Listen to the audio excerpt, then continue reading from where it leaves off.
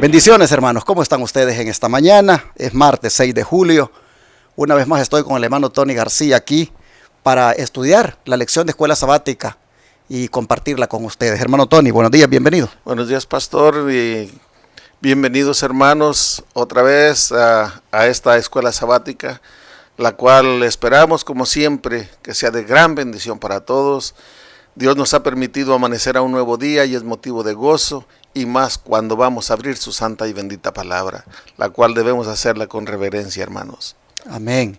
Y vamos a pedir la bendición del Señor, como siempre lo hacemos, para que con su sabiduría podamos discernir su palabra. ¿Qué les parece? Hermano Tony, por favor. Amén. Gracias te damos, Señor Dios Santo y Todopoderoso. Amén. Gracias por el regalo de la vida.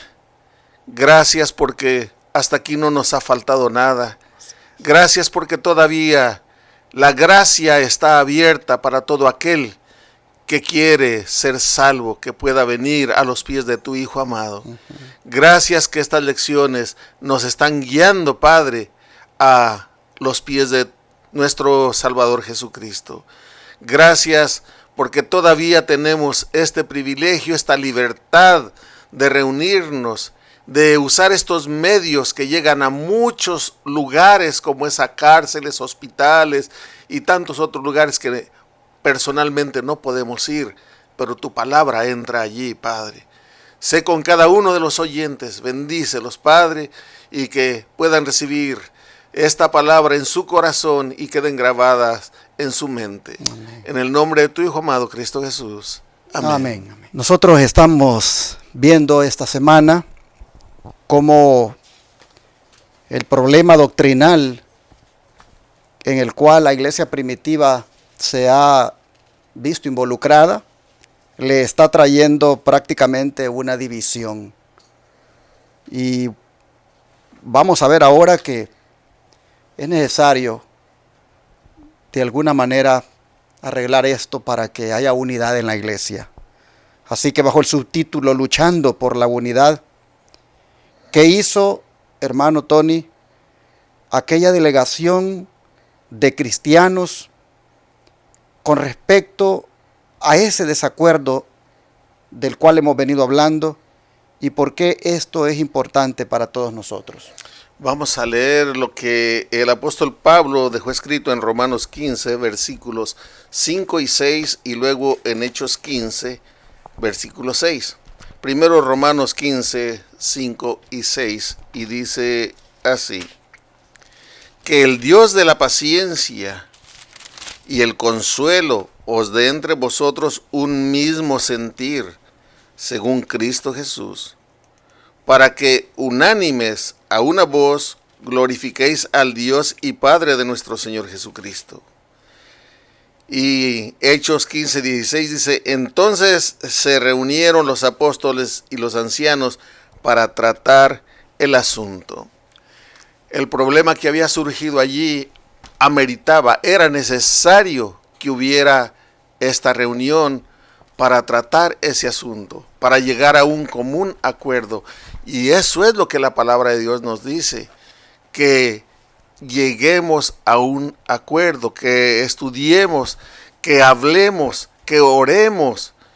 El Espíritu de Profecía también así nos lo enseña, así nos lo dice, que debemos de hacerlo para llegar todos a la unidad. Si ustedes leen lo que la sierva del Señor nos enseña o nos habla acerca de cuando comenzó la iglesia adventista en sus principios, había también diferentes puntos de doctrina que todavía no estaban bien establecidas como las tenemos ahora. Y algunos traían un punto, otros otro, y tenían que reunirse, unirse en ayuno y oración. Y cada uno estudiaba en sus hogares. Y luego cuando se reunían, compartían y en oración pidiendo la guía del Espíritu Santo, hasta que llegaban a encontrar lo que allí el Señor quería, lo que enseñaba el Señor. Y de ahí en adelante, esa doctrina, ese punto doctrinal quedaba comprendido y todos hablaban lo mismo. Aquí también esto es lo que nos está diciendo. Se reunieron para tratar el asunto, para llegar a un acuerdo todos. Y quiero, más adelante, aquí pero ya quiero parar. Sí, hermanos, miren, vean la forma como Pablo está luchando por la unidad. Vean ustedes cómo los líderes están luchando por la unidad. Se ha creado un problema, hermanos, por esto de la circuncisión entre gentiles y judíos cristianos. Gentiles cristianos y judíos cristianos. Entendiendo el término gentil como aquel que no es judío, como aquel que ha sido ganado para Cristo de las ciudades fuera de Israel.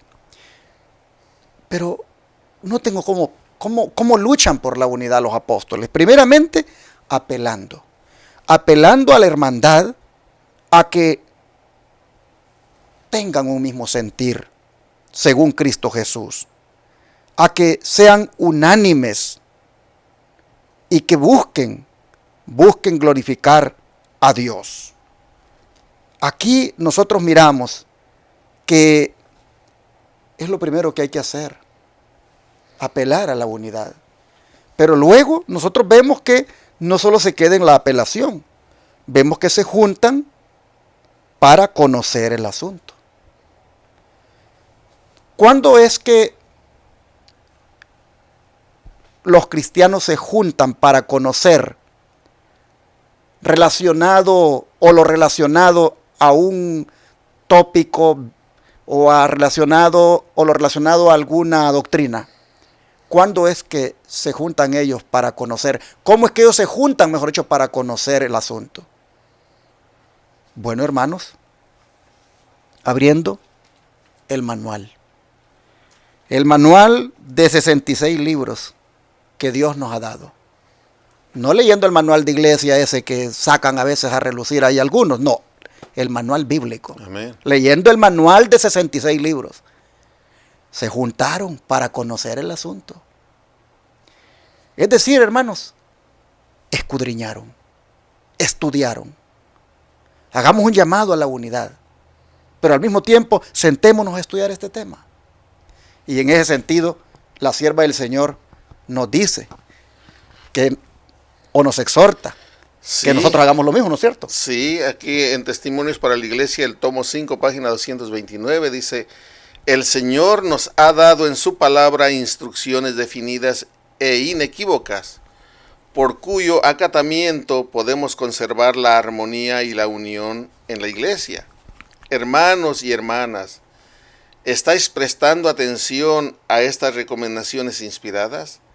¿Leéis la Biblia y obráis de acuerdo con ella?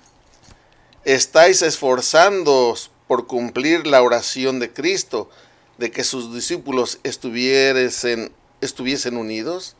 ¿Cierto? Debemos de analizar todo punto doctrinal que surja a la ley y al testimonio.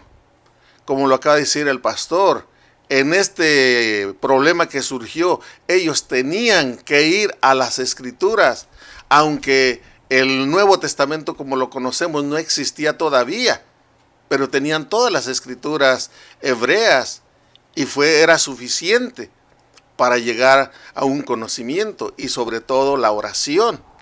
Pero aquí nosotros tenemos la Biblia completa y por si eso fuera poco, tenemos el testimonio, que es lo del espíritu de profecía. Pero para llegar a la unidad, hermanos, lo único, o mejor dicho, no lo único, pero sí lo más importante, aunque vienen las otras cosas, pero lo más importante es el amor a Cristo. Si tenemos ese amor por Cristo, vamos a amar a nuestros semejantes también y vamos a llegar a esa unidad, aunque hay que luchar por hacer esfuerzos por llegar a esa unidad. Y miren, se los voy a leer de aquí de Hogar Cristiano, el capítulo 27, página 158, párrafo 1, dice así: el secreto de la unidad familiar, lo que causa división y discordia en las familias y en la iglesia, es la separación de Cristo.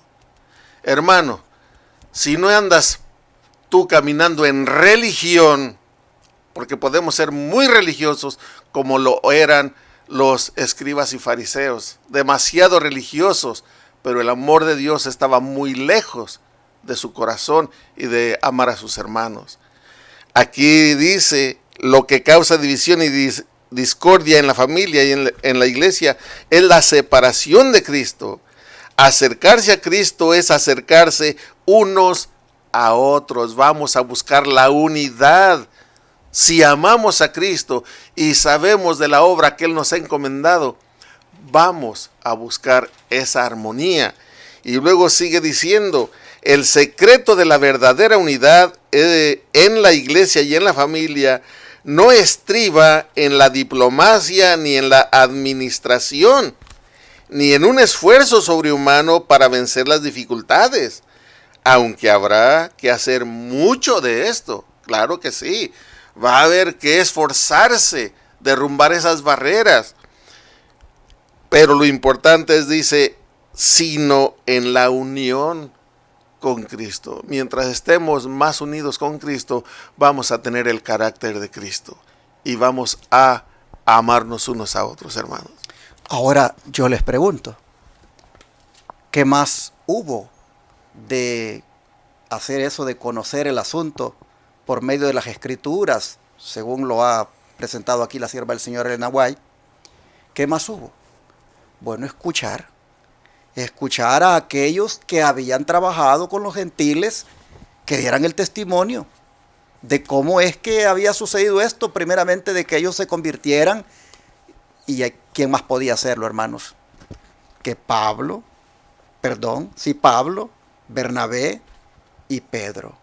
¿Qué le parece, hermano Tony, si leemos sobre cómo estos testificaron en cuanto a la evidencia de la obra del Espíritu Santo entre los gentiles? Sí, vamos a leer Hechos 15, del 7 al 12. Dice la palabra del Señor: después de mucha discusión, se levantó Pedro y dijo: hermanos, vosotros sabéis que hace algún tiempo Dios me eligió para que los gentiles oyesen de mi boca la palabra del Evangelio y creyesen. Y Dios, que conoce los corazones, lo reconoció dándoles el Espíritu Santo, lo mismo que a nosotros.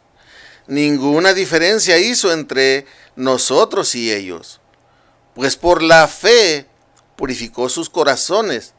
Ahora pues, ¿por qué tentáis a Dios, poniendo sobre la cerviz de los discípulos un yugo que ni nuestros padres ni nosotros hemos podido llevar?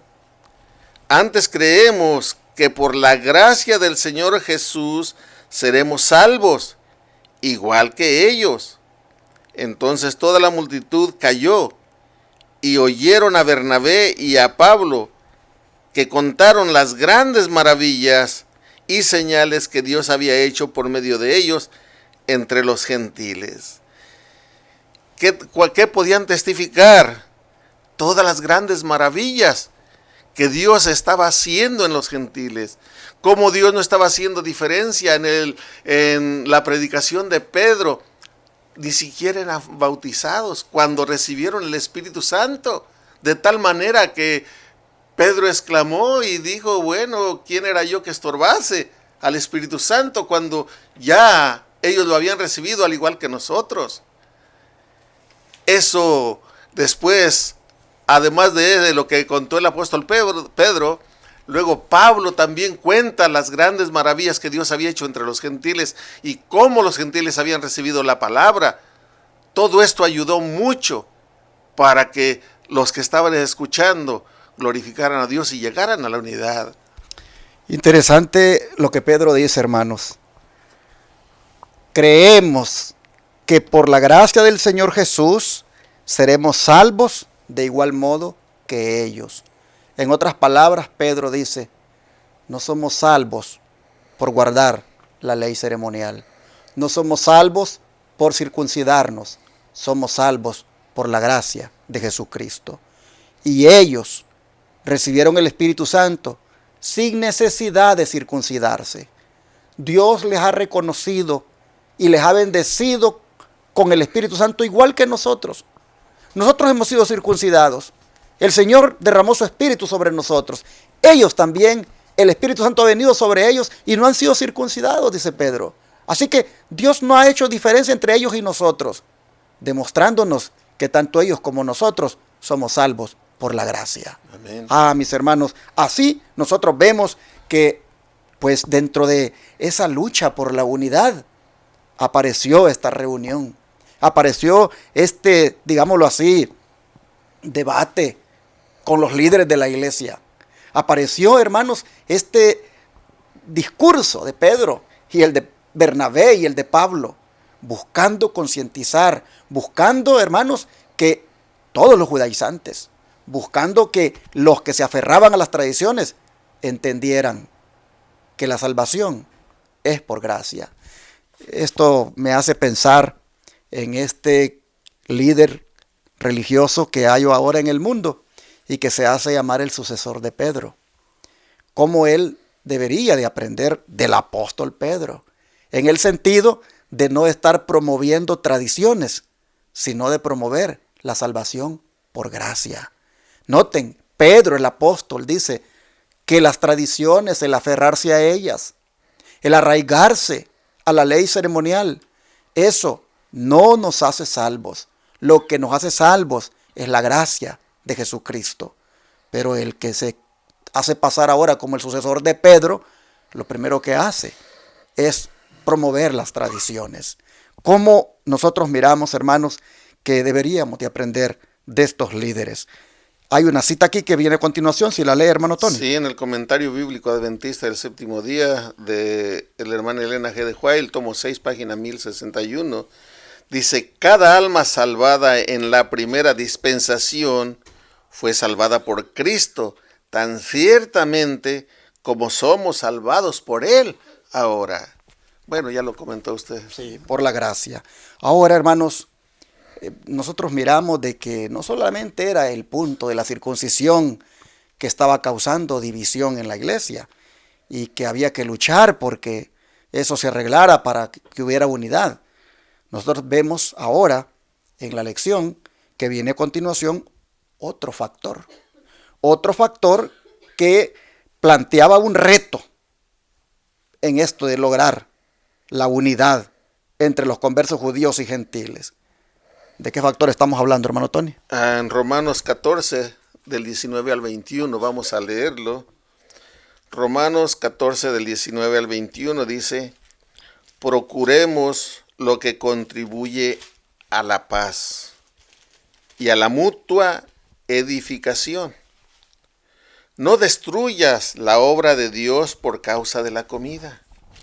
En realidad, todas las cosas son limpias, pero es malo que el hombre coma algo que cause tropiezo a otros. Es bueno no comer carne, ni beber vino, ni nada en que tu hermano tropiece. ¿Cuál era el reto aquí? Bueno, el reto era llegar a esa paz y a la edificación de la iglesia, porque había diversidad de ideas, especialmente ahora lo que está tratando con los gentiles, que todavía también traían sus tradiciones en la adoración a sus dioses, a sus ídolos, sus sacrificios que hacían a ellos, pero no sé qué pueda... Claro, el factor aquí de la alimentación se vino a constituir en un reto para lograr también la unidad entre gentiles y judíos, pues ambos tenían maneras de alimentarse de una forma que no ayudaba para la salud. ¿Qué le parece si leemos el Espíritu de Profecía para que la sierva del Señor nos diga cuáles eran las diferencias entre unos y otros en cuanto a la alimentación?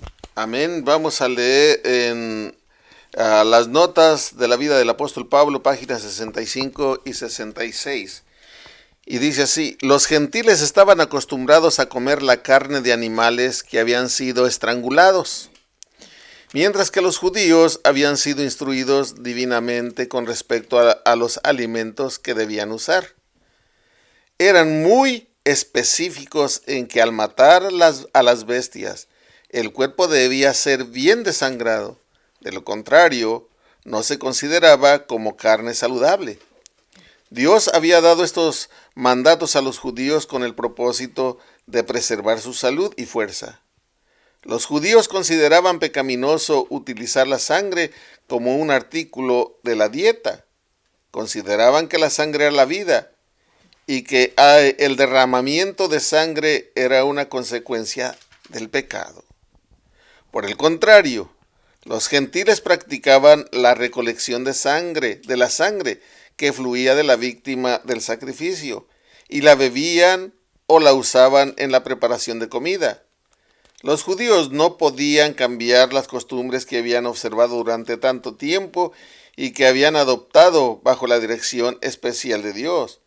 Por lo tanto, tal como estaban las cosas, si un judío y un gentil llegaban a comer en la misma mesa, el primero se escandalizaría y se indignaría por los hábitos y costumbres del segundo. Sí, tanto uno criticaría al otro, o el otro criticaría al uno, porque tenían diferentes costumbres.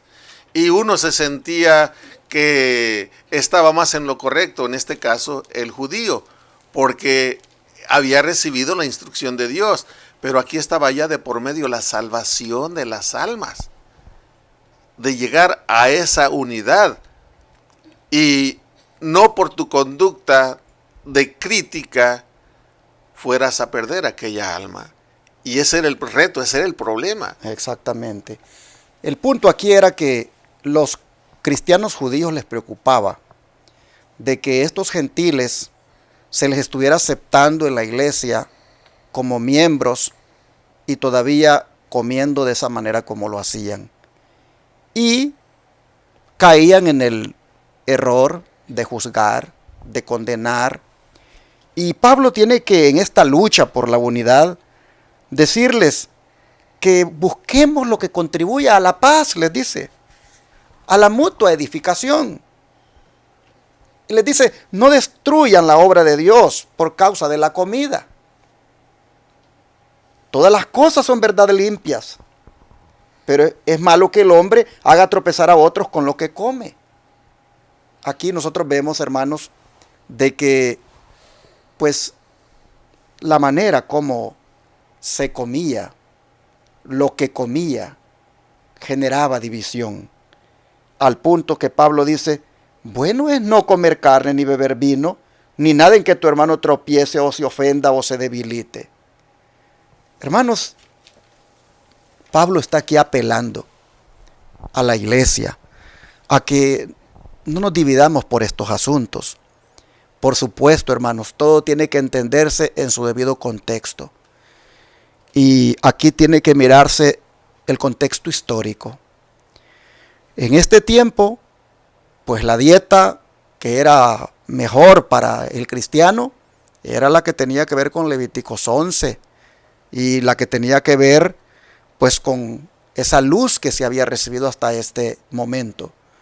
Pero en este tiempo del fin, al remanente de Dios, el Señor le ha prescrito una dieta todavía más estricta, porque cuando se consumía en este tiempo pues este tipo de alimentos, las enfermedades no eran como las que tenemos hoy, precisamente provocadas por el consumo de esos alimentos.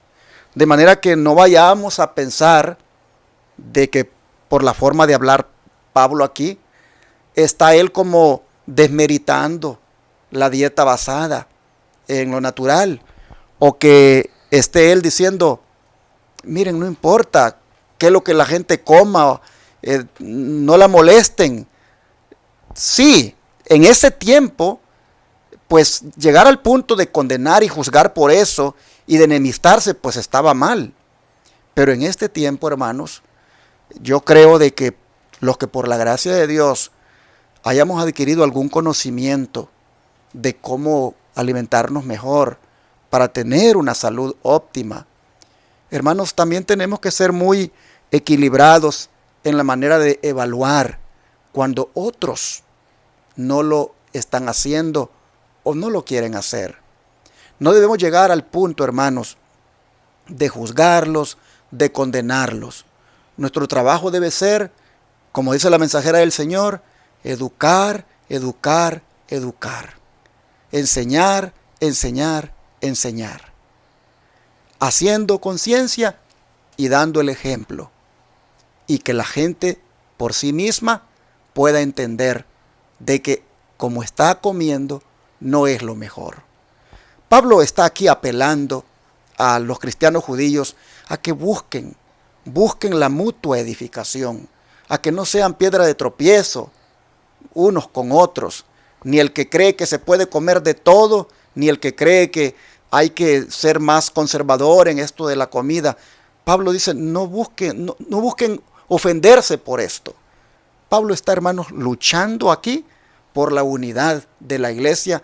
Miren ustedes, en dos aspectos, en la circuncisión y también en esto de la alimentación, que ha traído división en la iglesia. Ahora, también en estos tiempos, pues esto de la alimentación es controversial y esto también genera división.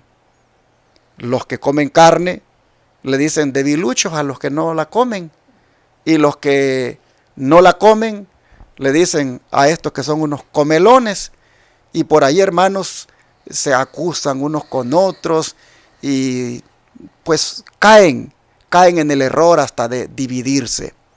Yo creo, hermanos, que como iglesia nos corresponde en este tiempo del fin enseñarle a los hermanos cuál es la mejor alimentación, sin caer en el fanatismo, sin caer en la imposición, sino enseñar, enseñar, enseñar. Amén. Educar, educar, educar. Los púlpitos deben utilizarse también para enseñar al pueblo la reforma pro salud. Si en este tiempo todas las iglesias se les enseñara la reforma pro salud, hermanos, ¿cuánto nos ayudaríamos a preservar nuestros cuerpos en una mejor condición? ¿Cuánto, hermanos, nos evitaríamos estar bregando con algunas enfermedades? Pienso que sin caer en esto de condenar y juzgar, sí debemos enseñar. Y aquí es donde animo a usted, amable televidente, radioyente y queja adventista, a que busque las maneras de cómo hacer algunos seminarios de salud por ahí. Si no los dan en su iglesia, pues busque ver cómo los dan en una casa, cómo se reúnen en algún lugar. Pero júntense, hermanos. Si pueden regalar algunos CDs o DVDs o algunos tratados o el librito, el Ministerio de Curación, Temperancia, el régimen, Consejos sobre el Régimen Alimenticio, los libros que tienen que ver con la salud, hermanos, son maneras de cómo uno puede ir sin juzgar a la gente, sin condenarla, irle como creando conciencia para que vayan viendo que hay un plan mejor que Dios nos ha dado para tener una mejor salud. De esa manera es como hoy podemos pues enseñar sin caer en divisiones y en juzgarnos y condenarnos. Bueno, esto fue lo que la lección traía ahora para mostrarnos de cómo Pablo bregaba con estas cosas, cómo los líderes bregaban con estas cosas y cómo ellos luchaban, haciendo conciencia, haciendo llamados para que a pesar de estas diferencias hubiera unidad. Recuerden, hermanos, de que en la iglesia pueden haber puntos de vista diferentes, opiniones diferentes, pero eso no nos debe llevar a volvernos enemigos unos con otros por eso. Así que en este día creo que vamos a orar y a pedir a Dios para que estemos unidos nosotros en lo que es la verdad, y también si ha surgido por ahí algún factor de división, vamos a pedir a Dios que Él pueda manifestarse y traiga unidad en su pueblo. ¿Qué les parece? Vamos a arrodillarnos para orar. Gracias, Padre, te damos en esta hora por mostrarnos cómo debemos buscar la unidad dentro de tu pueblo.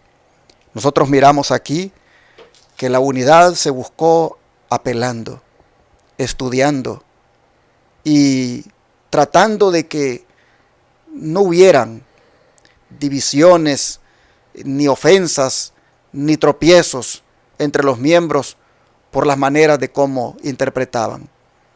Creo, Padre, de que en esto necesitamos aprender todos, y te rogamos que nos ayudes para que también nosotros podamos contribuir a esta unidad, mostrando amor, mostrando paciencia y sobre todo, Señor, tolerancia, y al mismo tiempo enseñando en la medida en que nos lo permitan.